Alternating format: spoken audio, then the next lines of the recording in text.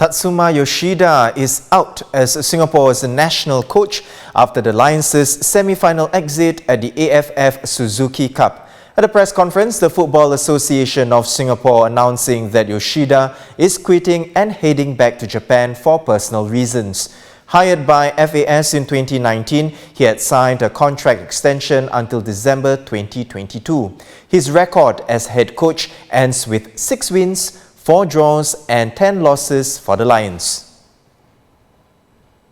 Sports correspondent Sazali Abdul Aziz joins me now from Jalan Besar Stadium. Saz, does Yoshida's resignation come as a surprise to you?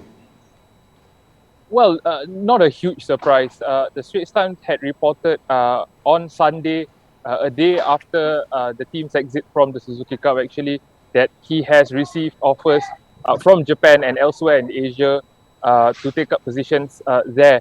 So we always knew there was a possibility, but even then, yes, I would say I was a little bit surprised, but only because we've seen how well the players have taken to him and his personality and his coaching style, particularly at this Suzuki Cup.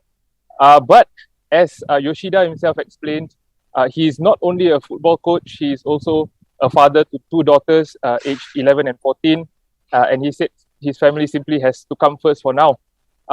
In fact, he revealed that he had similar offers to go back to Japan a year ago, but eventually after conversations with the FAS General Secretary Yazin Buhari and President Lim Kia Tong, decided to continue his work with the Lions here. But, you know, I suppose the pandemic and not being able to see his family for so long has led to this decision. You've spoken to the players as well. What is the reaction from the players? Well, there haven't been any public reactions from the players at this point of time. I spoke to them, to a couple of them just before Yoshida made his public announcement, and at that point they said they didn't have any idea if he was staying or going. In fact, what I can share is that I understand Yoshida had an emergency meeting with Kia Tong and Yazin just before his public announcement, and he had an address with the team.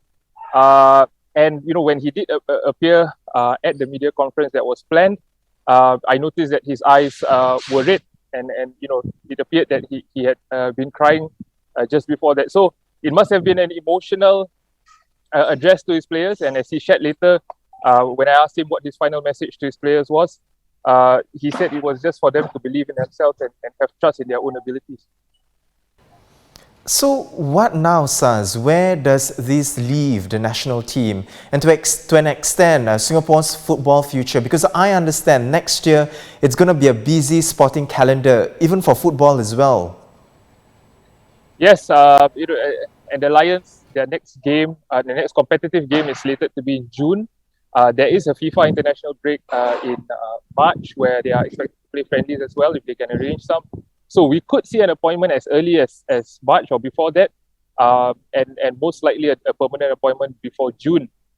So FAS has time, and as Yazin Buhari said, the FAS Gensec said the FAS will embark on its search for a replacement immediately. What is important, however, going forward for the FAS is to find a coach with a similar coaching and playing style as Yoshida, because they want to keep the DNA of the team intact, even though the head coach will be different. So that was one of the priorities highlighted by the FAS top brass when they announced Yoshida's departure. Thank you, Sazali. Sports correspondent Sazali Abdul Aziz.